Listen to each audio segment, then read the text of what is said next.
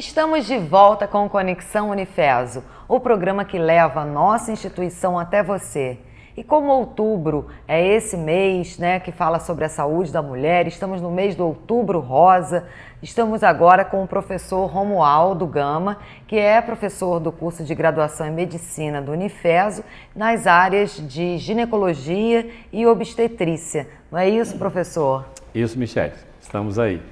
Professor, o que significa o Outubro Rosa, principalmente no que diz respeito à questão das políticas públicas para a saúde da mulher?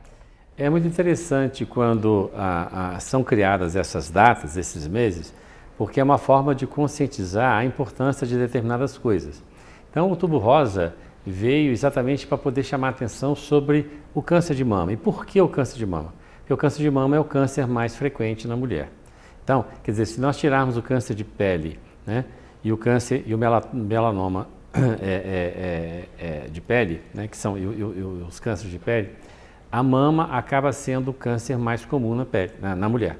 Então, por esse motivo é que é importante que a gente faça atividades que chamem a atenção sobre o câncer de mama. Do mesmo jeito que proporcionalmente e paralelamente no homem é o câncer de próstata. Então, é por isso que fica o Outubro Rosa, e o Novembro Azul. Então, um falando sobre câncer de mama e outro chamando atenção sobre câncer de próstata.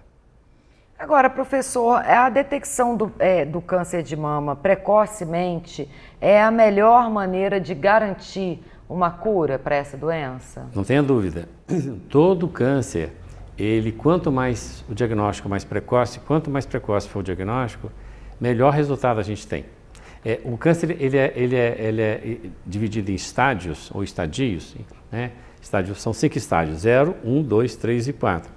Então ele é dividido assim porque quanto mais avançado o tumor, menos, isso é para câncer de maneira geral, menos chance de sobrevida. A gente sempre fala sobrevida, é o número de pessoas que sobrevivem durante 5 anos. Então, ao final de 5 anos, quantas pessoas estão vivas em consequência daquele câncer?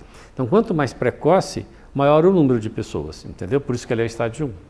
Então, o estádio 1 é o estádio ideal de fazer diagnóstico no câncer de mama. O que significa isso? Significa um tumor de até 2 centímetros. Então, um tumor de até 2 centímetros é um ótimo momento para poder fazer diagnóstico. Por isso que o câncer é mais precoce, quanto mais precoce, melhor a sobrevida e melhor tudo. Inclusive, se você quer saber, também melhora o tratamento cirúrgico, Na década passada, na década de 90, ainda se fazia cirurgia radical, em que se retirava a mama da mulher. E aí, em 95, começou um estudo em Milão, no Instituto dos Tumores de Milão, propondo que a gente pudesse fazer uma cirurgia conservadora da mama nos tumores nos estádios iniciais, ou especialmente nesse estádio 1. Então, o mundo inteiro parou para esperar o resultado desse estudo de Milão. Esse estudo foi autorizado até pela Organização Mundial de Saúde, até o Comitê de Ética da OMS opinou sobre o desenho do estudo. Porque a proposta era que a única maneira de provar se a gente fazendo cirurgia mais conservadora, nós tínhamos o mesmo resultado que se tinha de cura para a cirurgia radical, a única maneira de provar isso era fazer um estudo que a gente chama de aleatório, randomizado, em que um grupo de mulheres faz a cirurgia conservadora e um grupo de mulheres faz a cirurgia radical. Então as mulheres, então o Instituto de Milão ficou responsável por isso. Então ele fez isso de 95, teoricamente seriam 10 anos, até 2005. Mas os resultados foram tão bons, ou seja, como os resultados de cirurgia conservadora, mais radioterapia. Então era cirurgia conservadora, diminuiu o tamanho da cirurgia, em vez de tirar a mama inteira, fazia uma cirurgia menor, preservando a mama e associava com radioterapia, que é hoje o tratamento, digamos assim, padrão. Então se faz uma cirurgia menor, preserva a mama, associa com a radioterapia, de um lado. A outra alternativa era a cirurgia radical pura, tirando a mama. Então esses dois grupos de mulheres começaram a ser acompanhados pelo Instituto de Milão. Depois de mais ou menos 5 anos, as mulheres, nenhuma mulher mais queria se colocar no grupo de mastectomia radical, porque começavam a conversar com as outras que estavam que a gente chama no braço da cirurgia conservadora, e todo mundo queria fazer cirurgia conservadora. Então foi assim que houve a mudança radical, né? Isso aconteceu em 2002, né? O estudo não foi interrompido, os números foram divulgados e aí foi feita a autorização para que depois a cirurgia conservadora passasse a ser a cirurgia padrão para o tratamento do câncer de mama nos estágios iniciais. Então, isso é importante, isso dura até hoje. Então, o que é necessário? Para que a gente possa fazer uma cirurgia menor, ou seja, conservando a mama, é necessário que os tumores sejam pequenos. Por isso é importante fazer o diagnóstico precoce. Porque aí você tira de uma vez aquele tumor, né? E aí depois, se for o caso, bota uma prótese, alguma coisa ali naquela área. Não precisa, Michele. Os resultados estéticos são excelentes. Não é nem necessário colocar prótese. A prótese, a gente colocava a prótese quando a mulher faz a mastectomia radical. Ainda existem situações da mulher fazer mastectomia radical. Em algumas situações, por exemplo, tumores maior que 5 centímetros, tumores múltiplos, em que em vez de ter um tumor só, tem vários tumores na mama, né? Tumores recidivantes. Então, para esses casos especificamente, então existe lá um grupo de casos em que para isso se faz a cirurgia radical. Continua fazendo a cirurgia que se fazia antes. Para essas mulheres é que são necessárias a colocação de prótese.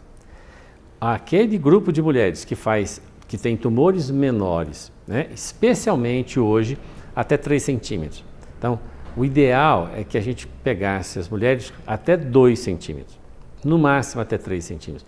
Por quê? Porque aí a gente consegue fazer a preservação da mama, tá certo? E não precisa, aí a estética fica excelente, não precisa nem fazer prótese, nem nada, a não ser que ela queira, do ponto de vista estético. Mas não é muito bom a questão da prótese no momento da cirurgia por causa da radioterapia. Então é assim, em resumo, encolheu a cirurgia e acrescentou a cirurgia à radioterapia. Então você faz cirurgia mais radioterapia, certo? Antigamente fazia só a cirurgia. A radioterapia só entrava em algumas coisas específicas. Entendeu? Ficou claro? Não sei se ficou bem claro. Entendi. Entendeu? E esse tipo de tratamento, por exemplo, já está disponível no Brasil há muitos anos? Sim, desde essa época, desde 2002. Tem cobertura pela rede pública? Pela rede pública, faz pelo SUS. E fazemos isso direto aqui, aqui em Teresópolis. É uma coisa boa, talvez a população não saiba, mas aqui em Teresópolis nós temos uma unidade de oncologia avançada da região serrana. Então, a unidade de oncologia avançada, o que significa isso? Todos os cânceres de uma parte da região serrana, não são todos porque Petrópolis é uma cidade muito grande, então lá tem uma UNACOM só para Petrópolis. Mas as outras cidades, então a UNACOM das outras cidades é aqui em Teresópolis. Né? Então, para cá vêm as pacientes de todos os municípios vizinhos e encaminham, estou falando paciente de SUS, encaminham os pacientes para cá e são tratados aqui. Então isso é uma grande coisa para a cidade. Né? Com certeza. Agora, existem algumas alterações, por exemplo, na mama, que as mulheres precisam prestar um pouco mais de atenção? Então vamos lá. Um aspecto interessante, né, e que sempre, ao longo da história, sempre se falou, né, de que seria necessário, seria o autoexame da mama. Qual é a vantagem do autoexame da mama e a desvantagem do autoexame da mama? Então, vamos lá. A vantagem do autoexame da mama é que é uma forma de alertar a mulher para qualquer coisa ela procurar o ginecologista. A desvantagem é que com o autoexame nós não conseguimos baixar o tamanho, a precocidade do câncer, entendeu? Porque a mulher só percebe alguma alteração em tumores maiores que 2 centímetros. Ela não consegue, ela sozinha, não consegue perceber isso. Quer dizer, é claro que se ela percebe, né, ela então procura ir ao médico. Mas hoje, o grande método que nós temos para o diagnóstico precoce do câncer de mama é a mamografia. Então, isso é importante. E tem uma faixa etária também mais específica que as mulheres devem fazer a mamografia, né? Então, presta atenção. Estou falando aqui, você, mulher que está em casa, pense bem. A grande maneira de você se proteger e fazer diagnóstico precoce contra o câncer de mama é fazendo a sua mamografia regularmente. Bom, então agora vamos lá. Então, quais são os critérios para que a gente possa fazer mamografia? Então, existe uma faixa etária. Primeiro, o câncer de mama é mais frequente entre os 40 e os 60 anos. Então esse é o pico de incidência que a gente chama, onde mais acontece o câncer de mama. Depois dos 60 anos ele diminui e antes dos 40 anos a incidência vai progressivamente caindo. Então o câncer de mama não é um câncer que seja comum na mulher jovem. Eu dou aula, o Michele, e falo para meus alunos assim. Nem nas idosas, né? E nem nas idosas, exatamente. Eu dou aula e falo para meus alunos assim. Imagina que você está em casa e uma paciente sua te telefona e fala assim: doutor, eu fiz um autoexame aqui e descobri um nódulo da minha mama. Estou apavorada, o que eu faço? Aí você pergunta para ela assim: qual a sua idade? Aí ela responde assim: eu tenho 20 anos. Aí eu digo assim: fique calma, que a chance estatística disso ser um câncer de mama é muito remota. Bom, esse é um caso. Aí você faz a mesma pergunta: qual é a sua idade? Ela te responde: eu tenho 40 anos ou 45 anos. Bom, então você tem que procurar, porque você está na faixa que isso pode acontecer. Então, a questão, o fator idade é o fator principal para o risco de câncer de mama. Então, isso é importante, a questão da idade. Qual é a proposta que vem sendo feita com relação à mamografia? Hoje, há uma tendência a que tanto a Associação Brasileira de Mastologia, Sociedade Brasileira de Mastologia, ela recomenda que você faça, a partir dos 40 anos, exames anuais. O Ministério da Saúde recomenda que se faça exames bianuais, então de 2 em 2 anos. Por que essa diferença? É porque o Ministério da Saúde, tratando com milhões de brasileiras, né, ele está pensando na questão econômica. Então, o custo de fazer exames anuais, né, é claro que é o dobro do custo de você fazer exames bianuais. E os resultados são mais ou menos semelhantes em termos de diagnóstico. Entretanto, é muito frequente, não é tão infrequente, que a gente faça diagnóstico de exames chamados câncer de intervalo, que a mulher fez um exame de rotina hoje e deu normal. Aí quando ela vai fazer um outro exame de rotina, um tempo depois, encontra um câncer. Ou seja, no intervalo entre um exame de rotina e outro exame de rotina, a gente encontra um câncer. Então, por esse motivo, Michele, é que há uma tendência do ginecologista para a segurança da paciente e para a segurança do médico, no sentido dele também poder responder para a grande pergunta: posso ir para casa tranquila? Para ele responder essas duas perguntas, é por isso que, na maioria dos serviços, a recomendação é que se faça o câncer de mama, a mamografia, uma vez por ano, depois dos 40 anos, até os 60. Aí, o próprio Ministério da Saúde também recomenda que depois dos 75 anos seria desnecessário você fazer mamografia de rotina.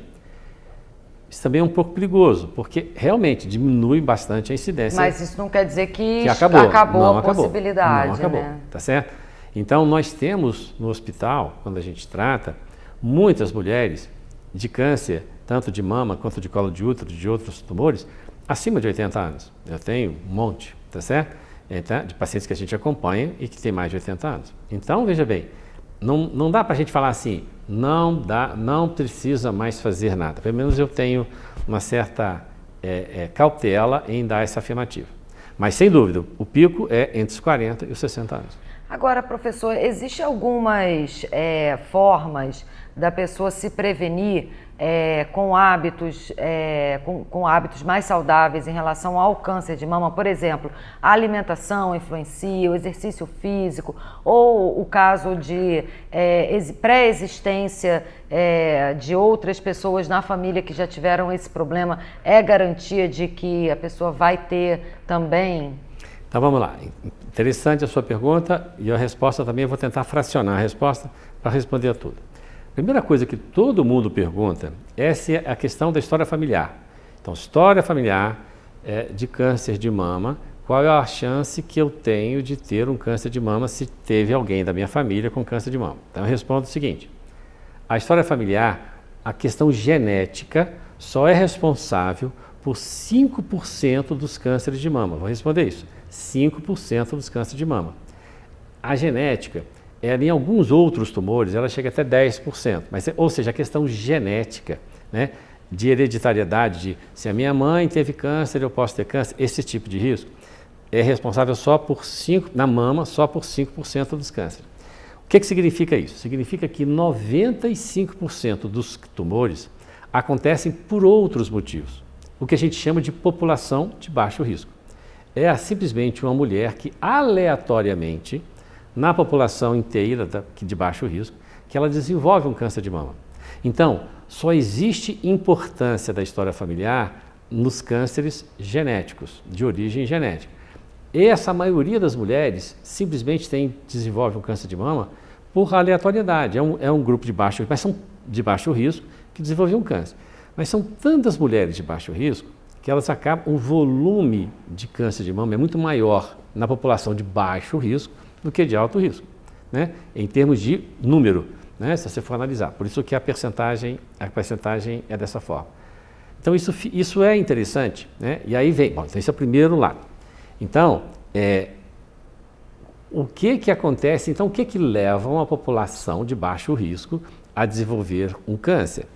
Na realidade, o câncer hoje, as teorias falam o seguinte: você tem 3 causas de câncer, tá certo? São os fatores chamados ambientais, são os de estilo de vida e as causas genéticas. Então, o fator ambiental é tudo. Você pode morar, por exemplo, em determinadas regiões em que a poluição ambiental ou poluição industrial, ela joga em tudo, no ar, na água, no alimento que você bebe, no seu dia a dia, no seu pulmão, etc. Ele joga tantas substâncias, tá certo? Especialmente as derivadas do petróleo, que essas substâncias acabam evoluindo para câncer. São chamadas de substâncias oncogênicas, ou seja, poluição ambiental. Pode ser industrial ou não industrial. Isso acontece em todos os sentidos. Vou lhe dar um exemplo. Década de 90, nós tínhamos uma cidade do Brasil, cidade de Taubaté, e que tinha lá uma incidência de indústrias muito altas. Aliás, Cubatão. Tinha lá uma incidência de indústrias muito elevada. Então essas indústrias levavam, na época não havia legislação que obrigasse essas indústrias a ter filtros nas suas fábricas. Então a incidência de poluição era muito grande. E Cubatão tinha a maior incidência de câncer do Brasil. Ela tinha a maior incidência de câncer do Brasil e tinha a maior incidência de malformações, bebês malformados que nasciam em Cubatão do Brasil. O que aconteceu? Houve uma preocupação no sentido de pôr filtro nas empresas, legislação específica a respeito disso e tal. E hoje Cubatão é uma cidade que tem a incidência normal, como qualquer outra população. Então, isso é poluição ambiental. O segundo grupo é o estilo de vida. Então, ter estilo de vida saudável é uma proteção para o câncer. Então, fazer atividade física, ter uma dieta balanceada, estar dentro do peso ideal e não ser obeso demais, né? Então, ter sono, dormir adequadamente, não ficar invertendo o dia pela noite. Tipo, isso hoje, no mundo moderno, muitas pessoas fazem isso, ficam em internet, em computador, em rede social, não sei o quê, de madrugada, e depois dorme até meio-dia, 1h da tarde, essa inversão de fuso horário. Então, isso tudo está englobado no estilo de vida. Então, estilo de vida saudável, regular, dieta balanceada, peso balanceado, passeio, lazer, né? Ser feliz, Michele. Se você quer se prevenir contra um câncer, seja feliz. Se você quer investir na qualidade de vida, com certeza. Se você quer estimular um câncer, seja deprimido, triste e deprimido. Então, isso é estilo de vida. Então, esses dois são os grandes fatores que desenvolvem todos os cânceres, não é só o de mama, inclusive o de mama. E o terceiro fator é o fator genético. Então agora vamos voltando ao fator genético. Por isso que a maioria das mulheres que desenvolvem câncer são de baixo risco, porque a causa que desenvolveu o câncer não é a questão porque a mãe teve câncer, porque a tia teve câncer, mas ela desenvolveu o câncer porque ela teve, né, ou estava ou na poluição ambiental, no grupo da poluição ambiental, ou estava no grupo do estilo de vida. Nós que moramos em Teresópolis temos uma sorte. Nós temos uma condição privilegiada. Pelo menos um fator a gente já tem. Só precisamos de cada um de nós tomar conta da sua qualidade de vida. Certo? Como é que você está fazendo, se a sua vida está equilibrada ou não. Bom, questão genética então. O que acontece com a questão genética? Na realidade, se descobriu também nessa época Desculpa eu contar as histórias. Eu, quando conto as histórias, eu acho que fica mais interessante para as pessoas entenderem, entendeu? Eu tenho um cacoete de professor, eu acabo fazendo dessa forma. Descobriu-se que haviam alguns genes que, inclusive o BRCA, deram o nome desse gene de BRCA. Comum que os genes tenham siglas, né? E esse BRCA veio do inglês breast cancer, câncer de mama, certo? Então, BRCA 1 e 2. Então, a mulher que tem mutação, mudança, alteração no BRCA, ela aumenta o risco de câncer de mama, por questões genéticas. E aí, determinadas mulheres, esse risco pode fazer com que a chance de ela ter câncer de mama seja de 75%, é uma chance muito alta. Então, para essa mulher que tem BRCA positivo, para essa mulher a questão familiar é importante. Então, mãe, tia, irmã, por isso que, como a gente ainda não dosa BRCA de todo mundo, isso já é feito, mas ainda é um exame que não faz pelo SUS. Então, não faz para todo mundo. Então, por esse motivo, a gente tenta avaliar o BRCA de maneira indireta. Como é que você faz isso? Sabendo duas coisas. Quem tem mutação do BRCA tende a ter câncer precoce, jovem. Então, por isso que ter câncer antes da menopausa aumenta a chance que seja por BRCA, por causa genética. E ter câncer bilateral da mama, ou seja, desenvolve um câncer de mama hoje, anos depois desenvolve um outro câncer de mama, tá certo? Aí, isso também aumenta a chance de ser um BRCA, uma mutação do BRCA, entendeu? Então, na anamnese, desculpa, eu estou falando muito, vou falar... Não, professor, vou lhe interromper rapidamente, porque a gente já passou um pouquinho do nosso tempo. Vou chamar um rápido intervalo. Você aí que está nos assistindo, vamos continuar a conversar sobre o mês de Outubro Rosa e sobre essa questão do câncer de mama com o professor Romualdo. Daqui a pouquinho, não sai daí.